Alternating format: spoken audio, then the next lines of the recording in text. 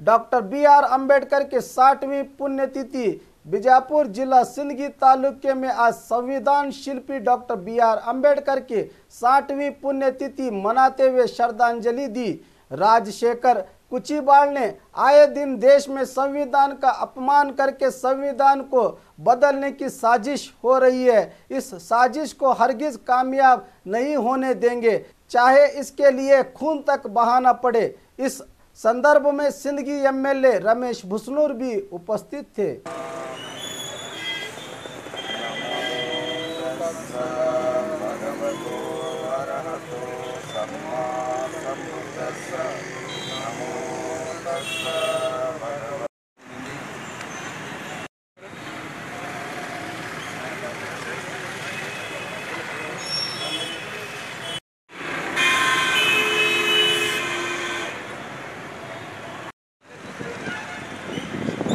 बाबा साहेब अंबेडकर ಅವರ 61ನೇ ಮಹಾಪರಿನಿರ್ವಾಣದ ದಿನದ ನಿಮಿತ್ತ ಇವತ್ತು ಸಂವಿಧಾನ ಶಿಲ್ಪಿ ಡಾಕ್ಟರ್ ಬಾಬಾ ಸಾಹೇಬ್ ಅಂಬೇಡ್ಕರ್ ಅವರು ಪರಿನಿರ್ವಾಣರಾಗಿ 61 ವರ್ಷಗಳು ಗತಿಸ್ತಾ ಇವೆ। ಸಂವಿಧಾನ ಜಾರಿಯಾಗಿ ಬಹುತೇಕ ವರ್ಷಗಳು ಕಳೆದರೂ ಕೂಡ ಡಾಕ್ಟರ್ ಬಾಬಾ ಸಾಹೇಬ್ ಅಂಬೇಡ್ಕರ್ ಅವರು ಕಂಡಿರ್ತಕ್ಕಂಥ ಕನಸು ಇವತ್ತು ನನಸಾಗ್ತಾ ಇಲ್ಲ। ಸಂವಿಧಾನ ಸಮರ್ಪಕವಾಗಿ ಜಾರಿ ಆಗ್ತಾ ಇಲ್ಲ।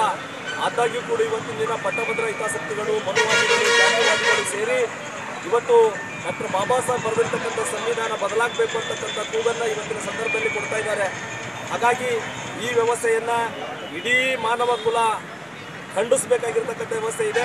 ಇವತ್ತು ಜಗತ್ತಿನ ಅತ್ಯಂತ ಶ್ರೀಮಂತ ರಾಷ್ಟ್ರಗಳಲ್ಲಿ ಸಂಸ್ಕೃತಿಯನ್ನು ಹೊಂದಿರತಕ್ಕಂಥ ಭಾರತ ದೇಶ ಇವತ್ತು ಹಲವಾರು ಭಾಷೆ, ಹಲವಾರು ಮತ, ಪಂಥ, ಪಂಗಡ, ಸಂಸ್ಕೃತಿ, ಆಚಾರ, ವಿಚಾರ ಇವೆಲ್ಲವುಗಳನ್ನು ಒಳಗೊಂಡು ಇವತ್ತು ಸದೃಢ ದೇಶ, ಸದೃಢ ರಾಷ್ಟ್ರ, ಒಂದು ಬೃಹತ್ ರಾಷ್ಟ್ರ ಭಾರತ ಆಗಲಿಕ್ಕೆ ಡಾಕ್ಟರ್ ಬಾಬಾ ಸಾಹೇಬ್ ಬರೆದಿರ್ತಕ್ಕಂಥ ಸಂವಿಧಾನ ಕಾರಣ ಅಂತಕ್ಕಂಥ ಮಾತನ್ನು ಈ ದೇಶದ ವಾಸಿಗಳು ನೆನಪಿಸ್ಕೋಬೇಕಾಗಿದೆ।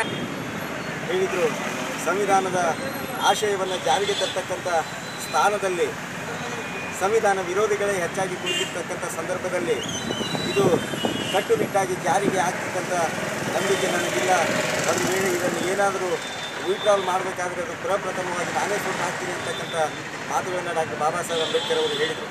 ಅವರು ತೀರಿ ಹೋಗಿ ಇವತ್ತು 61ನೇ ವರ್ಷದಲ್ಲಿ ಸಂವಿಧಾನವನ್ನು ಬದಲಾಯಿಸಬೇಕು ಅಂತಕ್ಕಂಥ ಕಾನ್ಸೆಪ್ಟನ್ನು ಮುಂದೆ ಇಟ್ಕೊಂಡು ಏನು ಈ ಪಟ್ಟಭದ್ರ ಹಿತಾಸಕ್ತಿಗಳು ಅಥವಾ ದೇಶದ್ರೋಹಿಗಳು ಸಂವಿಧಾನ ಬದಲಾಯಿಸುವ ನಿಟ್ಟಿನಲ್ಲಿ ಹೇಳಿಕೆಗಳನ್ನು ನೀಡಿದ್ದಾರೆ, ಅದನ್ನು ನಾನು ಉಗ್ರವಾಗಿ ಖಂಡಿಸ್ತಾ ಇದ್ದೀನಿ।